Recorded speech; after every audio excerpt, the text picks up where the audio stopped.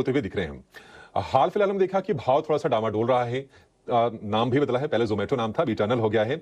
लेकिन अगर हम 2025 में रिटर्न की बात करें तो 19% ये शेयर गिरा है ये, और इसका पी है 177 का। ग्रोथ स्टॉक है, न्यू एज कंपनीज भी इनको कहा जाता है।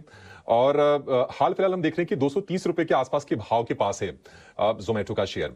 इस पर अभिषेक आपसे जानना चाहेंगे कि आप किस तरह से देख रहे हैं? क्या आपको लगता है कि शेयर महंगा है, दूरी बनानी चाहिए, या फिर आपको लगता है कि नहीं, इस टाइप की कंपनीज में या इस तरह के वैल्यूएशन तो दिखेंगे ही, आपको ग्रोथ पर ध्यान देना चाहिए?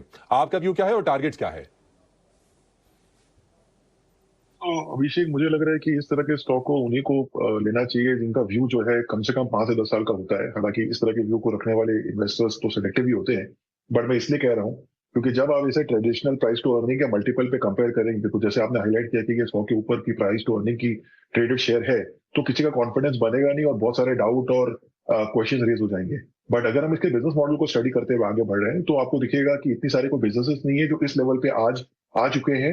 एंड ये हेवीली कैपेक्स ड्रिवन बिजनेस है जो ऑलरेडी एक जर्नी कर चुकी है। सो मैं ओवरऑल लेवल पे इस पर पॉजिटिव हूँ, अगर इसे हम नजरिया थोड़ा लंबा लेते हैं। अभी फिलहाल जो प्रेशर है प्राइस का वो इसलिए है क्योंकि कंपनी ने डिसाइड किया है कि वो अपने आप को एक ऐसा इंडियन एंटिटी के तौर पे ही ओन करना चाहेगी। एंड फॉरेन ओनरशिप उन्होंने जो शेयर होल्डिंग के लेवल पर है वो कैप कर दिया है 49.5% की वजह से।